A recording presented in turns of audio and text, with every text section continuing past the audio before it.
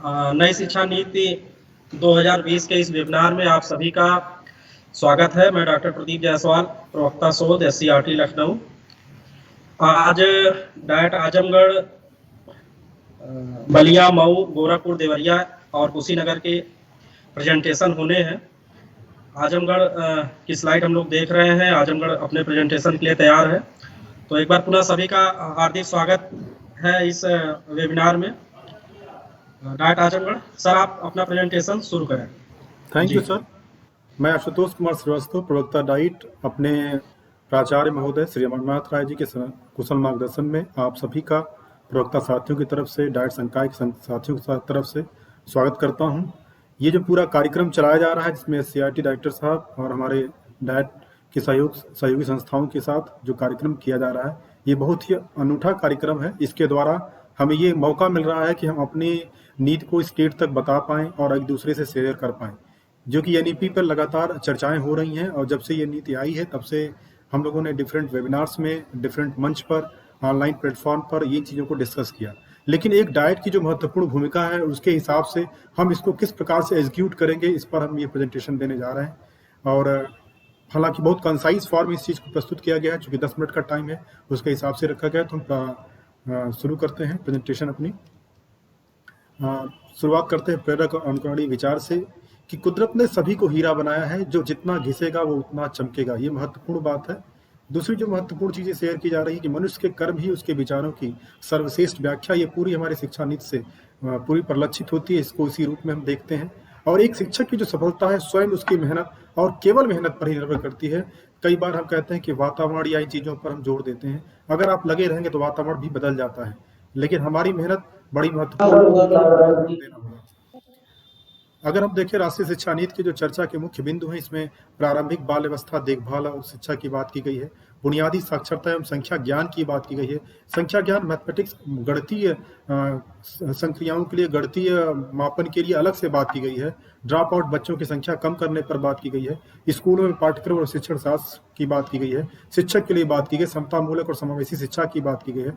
School complexes cluster के माध्यम से कुशल संसाधन और प्रभावी गवर्नेंस की बात की गई है। स्कूल शिक्षा के लिए मानक निर्धारण और प्रत्यापन की बात की गई है। उच्चतर शिक्षा एवं अन्य केंद्रीय विचारणीय मुद्दे और क्रियान्वयन की रणनीति। हम लोग खास तौर से जो बात करने वाले हैं क्रियान्वयन की रणनीति पर अपने लिए है कि कस्तूरी रंगन जी ने स्पष्ट शब्दों में कहा है कि नई शिक्षा नीति बेरोजगार तैयार नहीं करेगी। स्कूल में ही बच्चे को जीवन की तैयारी, खास तौर से उन्होंने फोकस किया शब्द को है, नौकरी के लिए बात की है कि सेवा के लिए जरूरी प्रोफेशनल शिक्षा दी जाएगी। इसका तात्पर्य यही है कि हम जो शिक्षा हमारी होगी एक उद्देश्य परक होगी, जिसके द्वारा बच्चे अपने जीवन में सर्वाइव कर पाएंगे। जो हम स्कूली शिक्षा के परिदृश्य से देखें, इसमें जो मुख्य बिंदु हमारे पास आते हैं कि शिक्षा पर सरकारी खर्च 4.43% से बढ़ाकर GDP का 6% का लक्ष्य रखा गया है। ये बड़ा महत्वपूर्ण हमारी स्कूली शिक्षा, बेसिक स्कूल के लिए बहुत फायदेमंद होगा। छठी कक्षा से छात्रों को प्रोफेशनल और स्किल शिक्षा की बात की जा रही है। 5वीं कक्षा तक मातृभाषा में पढ़ाई की बात की गई है। स्कूलों के लिए 10+2 की जगह 5+3+3+4 का फार्मूला अपनाने की बात की गई है। और खासतौर से जो DLED हमारे संस्थान या अन्य जो संस्थान उनके लिए UGC, NCT और ICT की जगह एक नियामक बॉडी बनाने की बात की गई है। ऑनलाइन एजुकेशन पर जोर देने की बात की है। और प्रारंभिक बाल्यावस्था देखभाल और शिक्षा हेतु ECC, early child care and education की बात की गई है। ड्रॉप आउट को बिल्कुल कम करना तथा शून्य तक लाने की बात की गई है। और सबसे महत्वपूर्ण बात है विद्यार्थियों की ट्रैकिंग, कि इसके द्वारा हम बच्चों को ट्रैक कर पाएंगे। इन्हीं के आधार पर हम लोगों ने अपनी क्रियान्वयन रणनीति तैयार की है। और एक महत्वपूर्ण बिंदु और होता है PLC तथा PT, मतलब प्रोफेशनल लर्निंग कम्युनिटी तथा पीयर जो टीचिंग है के माध्यम से सीखने का वातावरण देना, क्योंकि इस बात पर जोर दिया गया है कि हम सतत सीखते रहने की कला को भी सीखें। तो हम सभी जानते हैं कि डाइट में हमारे पास पूरे 7 डिपार्टमेंट होते हैं। इसमें PST, IST, WE, DRU, CMT, ET and P&M है। एक एक करके हमारे विभाग ने जो चीजें तैयार की हैं, हम उन्हीं को आपके साथ साझा करना चाहते हैं। कार्य अनुभव विभाग की बात सबसे पहले करते हैं। कार्य अनुभव से संबंधित शिक्षण सामग्री विकसित करने पर जोर दिया जाएगा, जिसे कंटेंट में भी रिफ्लेक्ट किया जा सके। हमारे यहाँ एक एजुकेशन टेक्नोलॉजी डिपार्टमेंट काम करता है, जो खास तौर से जो कार्य अनुभव विभाग है, इसके महत्वपूर्ण कार्य होते हैं हमारे डाइट पर। ये जो खास तौर से जो हमारी संबंधित शिक्षण सामग्री होती है, इसको विकसित करने पर जोर दिया जाएगा। इसको कंटेंट के रूप में भी रिफ्लेक्ट किया जाएगा। इसके लिए एजुकेशन टेक्नोलॉजी डिपार्टमेंट का सहयोग लिया जाएगा। कम लागत वाली शिक्षण सामग्री का विकास और मूल्यांकन के साधन को विकसित किया जाएगा। इस पर हम लोग काम शुरू कर चुके हैं पिछले साल से ही, लेकिन नई शिक्षा नीति आने के बाद उसमें जो हमारे लिए खास तौर से बात की गई है जो पपेट के माध्यम से, और जो बच्चों के लिए मैथमेटिक्स के लिए, लैंग्वेज लर्निंग के लिए जो छोटे छोटे किट्स होते हैं, बहुत सरल किट जो होते हैं जो आसानी से तैयार किया जा सकते हैं, इस पर एससीईआरटी ने काफ़ी कुछ काम किया है। और लर्निंग लेवल जो फाउंडेशन का हम लोग कोर्स कराया गया उसमें बहुत सारी चीज़ें बताई गई। इसके माध्यम से भी हम इन चीज़ों को जोड़ देते हुए आगे ले जाएंगे, इस पर काम किया जाएगा, इनके साधन विकसित किए जाएंगे। इसी तरह से जो हमारा सपोर्टिव सुपरविजन, अनुश्रवण और नीतियों के कानून में जिले के स्कूलों की सहायता की जाएगी, क्योंकि सभी को पता है एआरपी और डाइट मेंटर्स हैं, इनके लिए कहा गया है कि आप जब विद्यालय पर जाएं तो कम से कम एक टीएलएम जरूर प्रसिद्ध करें। एक टीएलएम के माध्यम से आप उनको जरूर बताएं कि किस प्रकार से वो टीएलएम का प्रयोग करेंगे।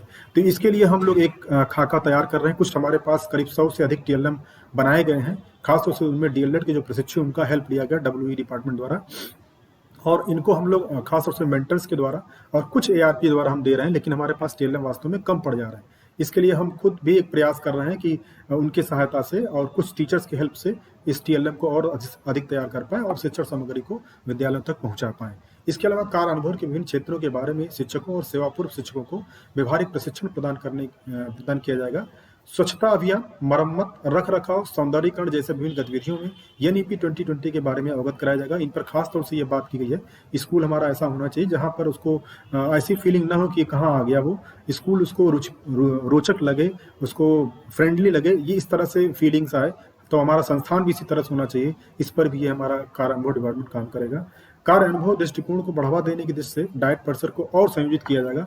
और संयोजन का मतलब है कई बार क्या होता है, डिपार्टमेंट में काम तो हो रहे होते हैं लेकिन आपस में उनकी शेयरिंग प्रॉपर नहीं हो पाती है। तो जब हम इनमें एक बढ़िया कोऑर्डिनेशन कर पाएंगे तो बेहतर तरीके से रिजल्ट दे पाएंगे, क्योंकि हर डिपार्टमेंट अपने आप में एक अच्छा काम कर रहा होता है, लेकिन जब वो संयोजन कर लेता है तो अच्छे परफॉर्मेंस आते हैं। सर ये स्लाइड शो हो रही है डीआईयू की, जिला संसाधन इकाई की।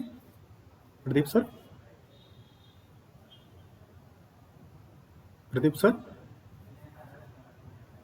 कोई साथी बोले? सर शो हो रही है? जी जी सर, ठीक है, ओके, थैंक स्लाइड यू ठीक है। सर। ओके सर, डीआरयू का जो महत्वपूर्ण काम होता है योजनाओं का विकास, योजनाओं को बनाना नहीं बल्कि उनके डेवलपमेंट की बात की जाए और उनका क्रियान्वयन कैसे होगा इस पर बात करने के इसके लिए काम करती है। तो इसके लिए हम लोग पहले से ही काम करते आ रहे हैं और हम लोगों ने अपने जिले स्तर से डिफरेंट प्रोफेशनल ग्रुप्स बनाए हैं, पीएलसी का गठन किया है। उसमें हमारे जो असिस्टेंट प्रोफेसर से लेकर के जो हमारे उच्च संस्थान के एसोसिएट प्रोफेसर हैं इनको जोड़ा गया है। इसके अलावा जो माध्यमिक विद्यालयों में पढ़ा रहे हमारे शिक्षक हैं, जो हमारे डीआईसी स्कूल में टीचर्स हैं, उनको जोड़ा गया है। इसके अलावा जो हमारे अपर प्राइमरी स्कूल और प्राइमरी स्कूलों में जो बेहतर ट्रेनिंग्स लगातार करते आ रहे हैं और कई बार वो अच्छा प्रदर्शन दे चुके हैं, उनको भी जोड़ने का प्रयास किया गया है।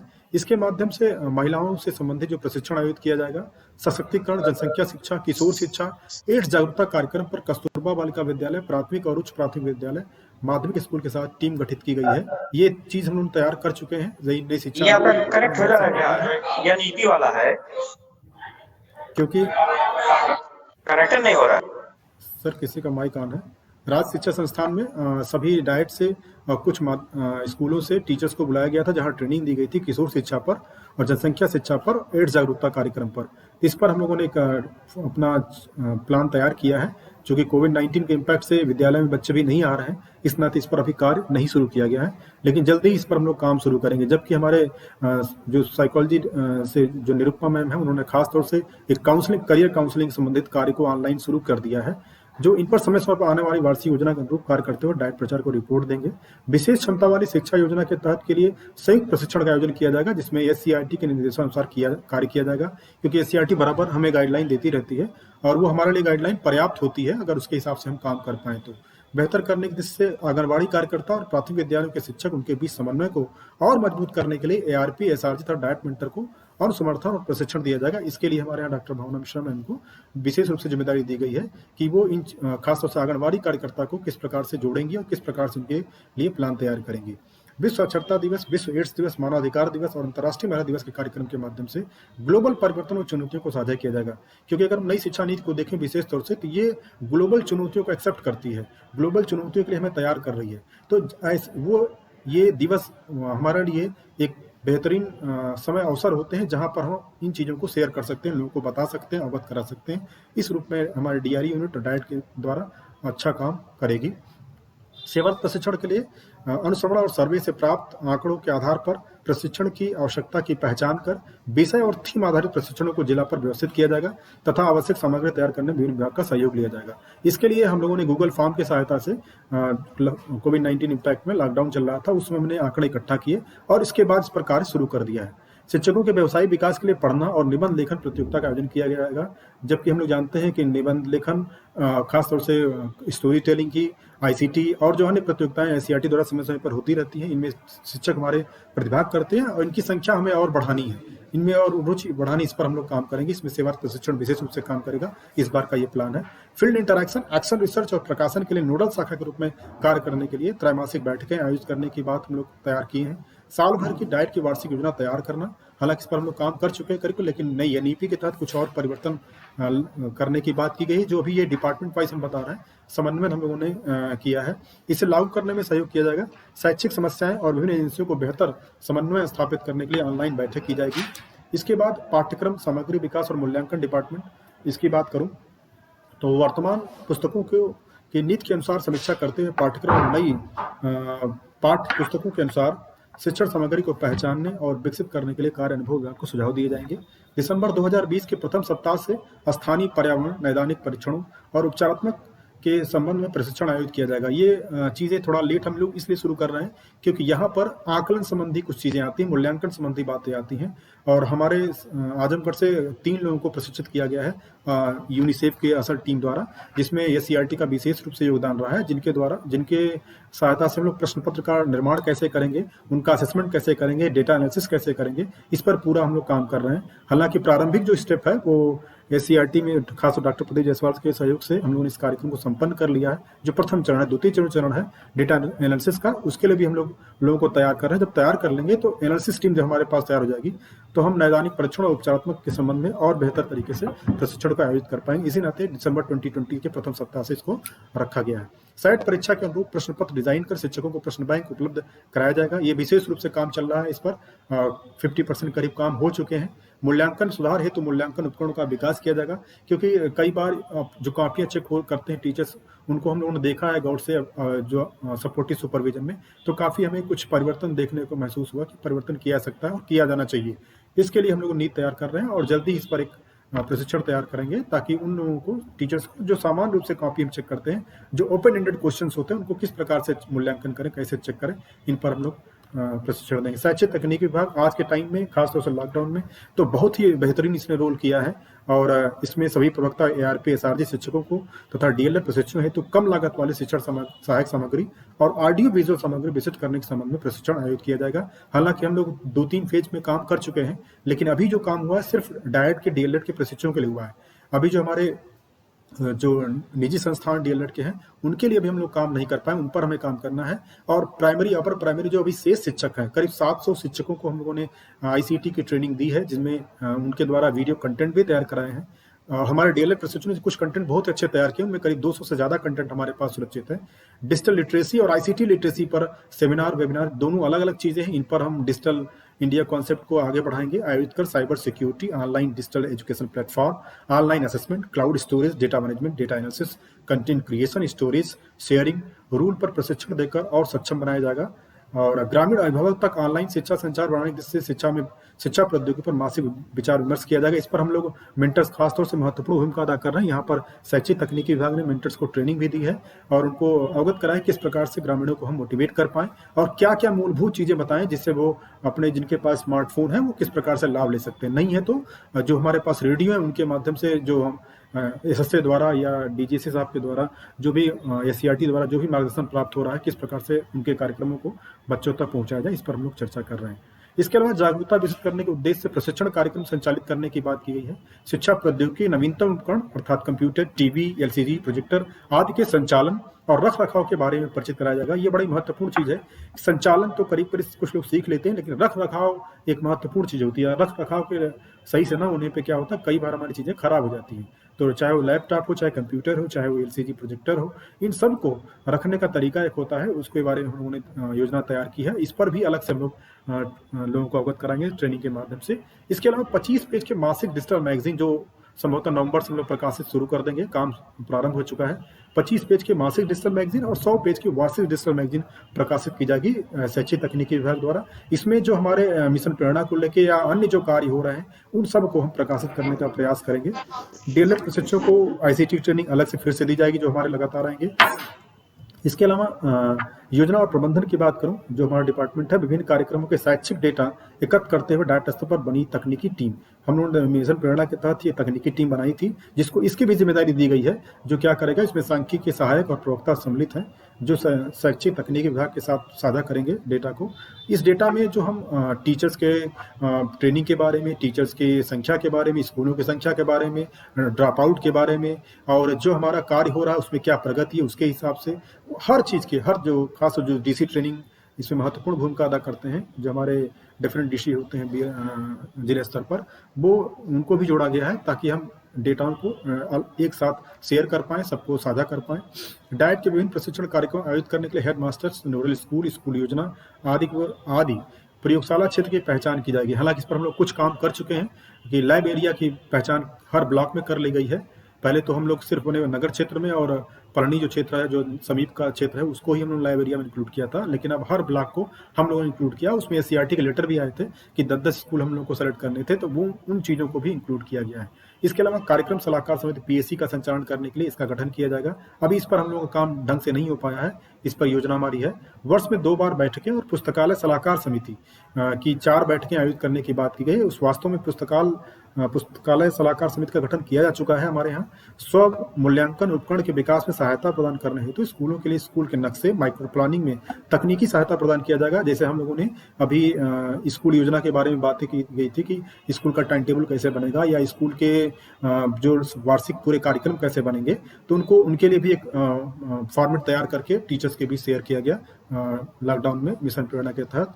डाइट मेंटर, एसआरजी और एआरपी के अंशों और रिपोर्ट को रखा जाएगा, यह योजना प्रबंधन ही करेगा, जिससे मासिक आइटम साझा करने में सुविधा हो सके। कई बार क्या होता है, हमें डेटा नहीं प्राप्त होते, लोग कहीं न कहीं मिस हो जाता है। कई बार हमारे जो आंकड़े होते हैं डिजिटल फॉर्म पड़े रहते हैं, तो योजना प्रबंधन क्या करेगा, इस पूरे डेटा का कलेक्शन करेगा, जिससे एक जगह हमें सारे डेटा मिल जाए, कहीं पर भी शेयर करने के लिए। सेवापूर्व प्रशिक्षण की बात मैं करूं लास्ट में, कि डीएलएड संस्थान के लिए नोडल एजेंसी के रूप में कार्य करते हुए प्रत्येक माह की रिपोर्ट एससीईआरटी यूपी लखनऊ को रिपोर्ट शेयर की जाएगी। ये अभी हम लोग नहीं कर पा रहे थे खासतौर से। इसके बाद प्रार्थना सभा, त्योहार और जन्मदिन, साहित्यिक और सांस्कृतिक गतिविधियां, खेल, पुस्तकालय उपयोग, एसयूपीडब्ल्यू संबंधित कार्य जो होते कारणवश के, आपदा संबंधित जानकारी के लिए प्रशिक्षकों के सहभागिता सुनिश्चित करते हुए उन्हें प्रबंधन, सर्वेक्षण, कार्रवाई, अनुसंधान, परियोजना कार्य में दिया जाएगा। हालांकि ये पहले से है, लेकिन इस पर हम लोग काम उतना बेहतर तरीके से नहीं कर पाते थे, क्योंकि प्रवक्ताओं की संख्या कम थी या बहुत नहीं थे। लेकिन अब हमारे पास प्रवक्ता साथी आ चुके हैं, तो अब हम लोग इस पर प्रत्येक विषय में इस चीज़ को अलग अलग सब्जेक्ट वाइज प्लान करके तैयार कर रहे हैं, और हर टीचर्स की अपनी जिम्मेदारी दी गई है। हालांकि एससीईआरटी द्वारा साइंस के लिए, लैंग्वेज के लिए, मैथ्स के लिए अलग से लेटर भी आए थे, उन पर उन्होंने काम किया, लेकिन उससे हमें एक सीख मिली कि हम इस चीज़ को इस तरह से अगर हम काम करेंगे तो वो चीज़ को और बढ़ाया जाएगा। इसमें एक महत्वपूर्ण बात और कहूँ कि जो हम लोग पिछले साल शुरू किए अपने यहाँ आजमगढ़ में, जब संस्थान के सभी प्रशिक्षुओं को युवा संसद जैसे कार्यक्रमों में जोड़ा जाएगा। ये इसका फायदा ही मिला है कि हमारे भारतीय राजनीतिक परिदृश्य को समझ पाएं, संसद किस प्रकार से कार्य करती है, उनकी क्या प्रणाली, उनके बारे में भी हम लोग अवगत कराते हैं। जो हमारे यहाँ आजमगढ़ महोत्सव कार्यक्रम होता है, उसमें इनको जोड़ा जाता है। विज्ञान संबंधी कार्यक्रम जैसे राष्ट्रीय बाल विज्ञान कांग्रेस कार्यक्रम में उनका अभिमुखीकरण कराया जाएगा। इसमें हम डीएलएड प्रशिक्षुओं को भी सम्मिलित कराते हैं, और इसके विस्तार पर भी हम बात करें, ताकि यूट्यूब प्लेटफॉर्म पर, फेसबुक प्लेटफॉर्म पर ये अवेलेबल हो, ताकि सभी लोग इससे अवगत हो सकें। डिजिटल मैगजीन में लेख है तो उनके लेख को आमंत्रित किया जाएगा। ये हम पहले से कर रहे हैं, लेकिन अब डिजिटल फॉर्म में भी इसको हम करने जा रहे हैं। स्कूल इंटर्नशिप के दौरान उन्हें एक्शन रिसर्च पर भी कार्य दिया जाएगा। इसको हम लोग पहले देते आए हैं, लेकिन हर सब्जेक्ट में नहीं दे रहे थे। अब क्या होगा, हर सब्जेक्ट में देंगे। उनके प्रयासों को प्रशिक्षु और स्टाफ के सामने साझा किया जाएगा। ये हमारे पूरे जो नई शिक्षा नीति के तहत क्रियान्वयन के लिए प्लानिंग थी, जिसको मैंने आपके बीच शेयर किया। आप सभी का बहुत बहुत धन्यवाद धैर्य से सुनने के लिए। थोड़ा मुझे समय ज़्यादा लगा, इसके लिए मैं क्षमा चाहता हूँ। प्रदीप सर। जी, थैंक यू आशुतोष जी, बहुत बहुत धन्यवाद। विराट प्रसाद सर और आपको और पूरी टीम को आपको बहुत-बहुत धन्यवाद देता हूँ कि नई शिक्षा नीति पर आपने बहुत ही बेहतरीन और सारगर्भित ढंग से अपनी बात कही। निश्चित रूप से नई शिक्षा नीति में आप जानते हैं कि डाइट की जो भूमिका है वह महत्वपूर्ण है। विशेषकर अगर आप देखें तो विद्यालयी शिक्षा में जनपद स्तर पर डाइट एक सर्वोच्च अकादमिक संस्था है। तो डाइट स्तर पर उसका इम्प्लीमेंटेशन में डाइट की क्या भूमिका होगी, नई शिक्षा नीति में डाइट क्या कर सकती है? इस पर अपनी क्रियान्वयन नीति प्रस्तुत कर रहे थे डाइट आजमगढ़ से यास्मीन।